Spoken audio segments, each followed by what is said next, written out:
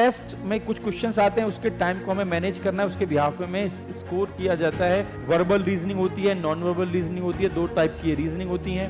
Mirror image आएंगी, आ सकती हैं, क्योंकि कुछ नए जो सेट्स हैं उनमें मिरर इमेजेस आ रहे हैं। अब 1 मिनट में बचे 10 क्वेश्चन कैसे करोगे? एक्यूरेसी ओवर क्वांटिटी, एक्यूरेसी को मेंटेन करना ओवर क्वांटिटी।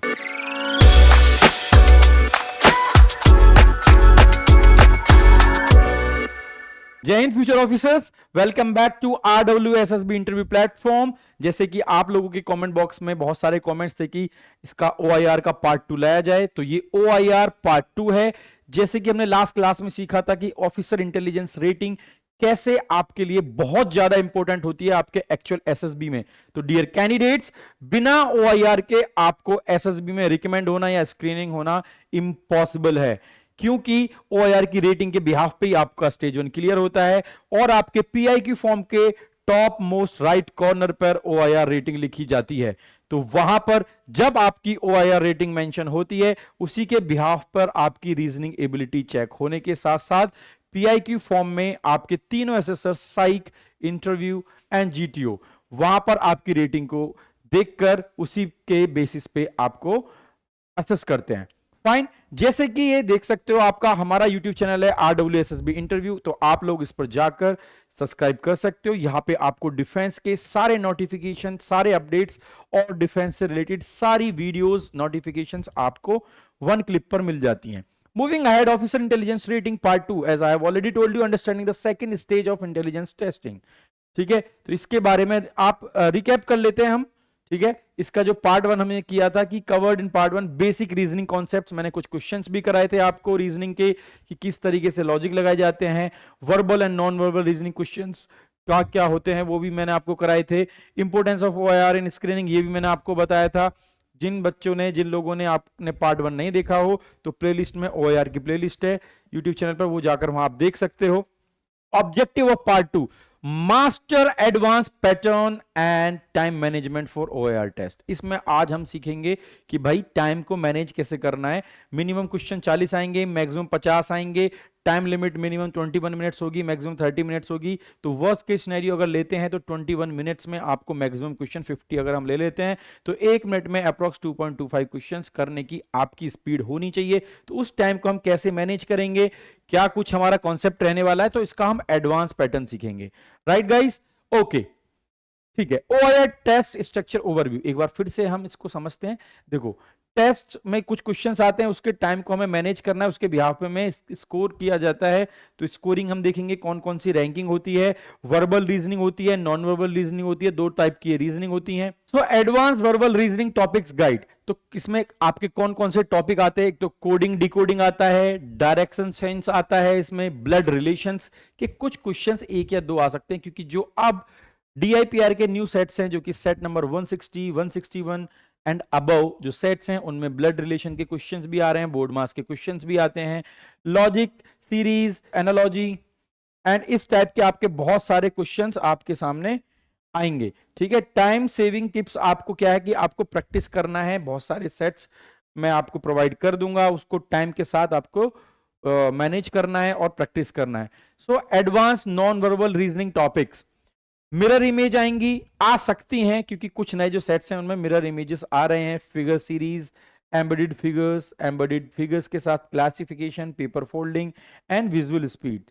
ठीक है, ये सारी चीजें आप लोगों के सामने आ सकती हैं। तो आप लोगों को इन सब चीजों पे आपको रेडी रहना है, आपको प्रैक्टिस करना पड़ेगा। मैं अब समझाऊंगा आपको कैसे प्रैक्टिस करना है। तो सबसे पहले जैसे आपके सामने रीजनिंग और नॉन वर्बल रीजनिंग का क्वेश्चन पेपर है, you have to scan the question paper first, you have to see कि आपके क्वेश्चंस कितने हैं। एंड इसका एक बहुत बड़ा हैक ये है कि जो अगर आपके पास 21 मिनट है और 20 मिनट खत्म हो चुके हैं, 1 मिनट बचा है और अभी भी आप 10 क्वेश्चन रह गए, नहीं कर पाए, क्योंकि there is no negative marking dear candidates, make sure कि ये याद रखें कि कोई नेगेटिव मार्किंग इसकी नहीं होती है। अब 1 मिनट में बचे 10 क्वेश्चन कैसे करोगे? तो पीछे जाना, जो 40 क्वेश्चन में आपने सबसे ज्यादा ऑप्शन को मार्क किया हो, सपोज आपने let's see the option number B और C you have marked the most of the time, तो बाकी 10 क्वेश्चन में फटाफट से 1 मिनट के अंदर आप C को मार्क कर देना, एटलीस्ट 3 से 4 सही हो जाएंगे और आपकी रैंकिंग इंप्रूव हो जाएगी। फाइन, प्रायोरिटाइज इजी क्वेश्चंस, आप पहले इजी क्वेश्चंस को टारगेट करना, पजल्स को थोड़ा स्किप करना, उनको बाद में देखना, और एक्यूरेसी ओवर क्वांटिटी, एक्यूरेसी को मेंटेन करना ओवर क्वांटिटी। फाइन, ठीक है। सो इसके बाद कॉमन रीजनिंग टेस्ट मिस्टेक्स जो बच्चे करते हैं, मिसरीडिंग क्वेश्चंस, क्वेश्चन को स्किप कर देंगे, ढंग से समझेंगे नहीं कि इसमें वो ग्रुप ए से मैच करा रहा है या ग्रुप बी से मैच करा रहा है, या फिर डाइस को रोटेट करा रहा है, या फिर उसको मैच करा रहा है, तो वो बच्चे मिस कर देते हैं। टाइम मैनेजमेंट होता नहीं है, किसी क्वेश्चन पे एक एक 2-2 मिनट लगा रहे हैं, तो वहां पे जाके टाइम वेस्ट हो जाता है, ठीक है। तो अब डायग्राम को मिस इंटरप्रेट कर लेते हैं, डायग्राम को समझ नहीं पाते कि कहाँ पे उसको, अगर कोई फिगर कंप्लीशन का आता है तो उसकी वो सारी चीजें फिगर कंप्लीट करने के लिए वो मेथड भूल जाते हैं। एंड मोस्ट इंपॉर्टेंट इज आपका टाइम मैनेजमेंट, ये होना बहुत जरूरी है। Got it. अब इसके बाद एम फॉर ग्रेड 1 और 2, मेरा हमेशा से आपके साथ यही रहेगा, मेरा फोकस भी यही रहता है, आप लोगों को बताता भी मैं यही हूं हमेशा क्लासरूम्स में भी, कि भाई we have to focus upon only grade 1 और ग्रेड 2। अगर आपका रैंकिंग 1 आता है या रैंकिंग 2 आता है तो ही आप अच्छे, मतलब आपका जो लास्ट में मेरिट बनेगा उसमें आप सक्सेसफुल हो पाओगे, कामयाब हो पाओगे, वरना आप मेरिट आउट हो सकते हो, कॉन्फिडेंस आउट हो सकते हो। तो यहाँ पे प्रिपरेशन सिर्फ और सिर्फ ग्रेड 1 की जाती है। लेट सपोज आपके सेट 1 में 50 क्वेश्चन आए, सेट बी में भी 50 क्वेश्चन आए, टोटल क्वेश्चन आपके 100 हो गए।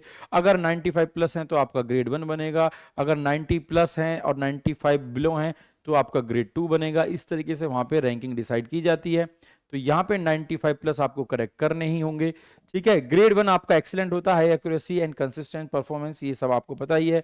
ग्रेड 2 ठीक है, स्ट्रॉन्ग परफॉर्मेंस, उसके नीचे तो सब फेल है, बेकार है, they will not select you at any cost, भूल जाना, ठीक है।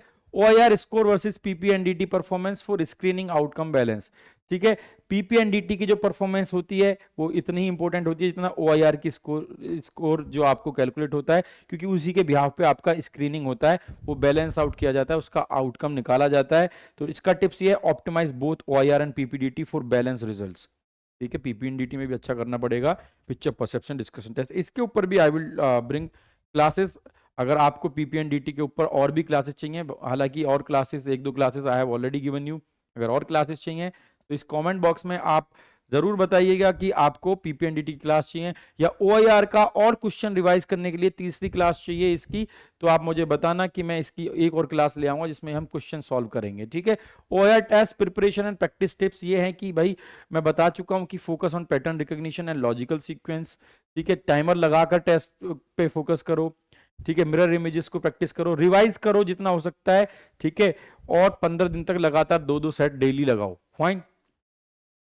तो ये final takeaways for success ये है कि फोकस ऑन लॉजिक, तो आपको लॉजिक पे फोकस करना है। अगर बोर्ड मास का क्वेश्चन आ रहा है तो उसके लिए आप बोर्ड मास के क्वेश्चंस के लिए आप indiabix.com पे जाकर वहां से भी आप प्रैक्टिस कर सकते हो, क्योंकि वहीं से ही मेजरली क्वेश्चंस उठाए जाते हैं।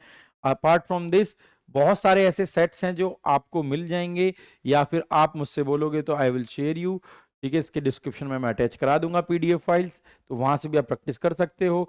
कॉन्फिडेंस बिल्डअप करना पड़ेगा, ठीक है। फास्ट भी होना है, केयरफुल भी रहना है। तो आपको ये सबसे ज्यादा ये है कि कॉन्फिडेंट रहना है, किसी की कॉपी में इधर उधर नहीं झांकना है, नहीं देखना है। You have to focus upon your own test because you are going for grade A officer rank, तो वहां पे आप चीटिंग ये सब नहीं चलेगा, क्योंकि डिफेंस में D स्टैंड्स फॉर डिसिप्लिन। आपके अंदर सबसे पहले डिसिप्लिन होना चाहिए, कॉन्फिडेंस होना चाहिए, और आप सोच कर जाएं, प्रैक्टिस पहले से करके जाएं, क्योंकि pre planning leads to better results, ठीक है। प्री प्लान करके जाओगे, प्रैक्टिस करके जाओगे तो आपको कोई मात नहीं दे सकता। OIR में रैंकिंग 1 लाओ, OIR के बाद अपना पीपीएनडीटी में भी अच्छा परफॉर्म करो, नरेट अच्छे से करो, GD में पार्टिसिपेट करो, तो आपको स्क्रीनिंग से कोई नहीं रोक सकता। स्क्रीन आप हो जाओगे, स्क्रीनिंग होने के बाद आपको दूसरे चेस्ट नंबर्स मिल जाएंगे, तब आपका स्टेज 2 शुरू होता है। इसकी क्लासेस हम स्टेज 2 की भी लाते रहेंगे, ठीक है। तो दीज आर द थिंग्स, और I hope you enjoy the video. अगर आपको ये पसंद आया हो तो कमेंट बॉक्स में आप अपना रिप्लाई जरूर देना। कोई डाउट हो, कोई क्वेरी हो, just bring it to me in the comment box, I will cater them and personally reply them, fine. तो ठीक है, आज के लिए इतना ही, मिलते हैं नेक्स्ट क्लास में। तब तक के लिए ध्यान रखो, मेहनत करते रहो, अपने एम और गोल जो भी है उन पे फोकस करो, ठीक है। थैंक यू सो मच, जय हिंद।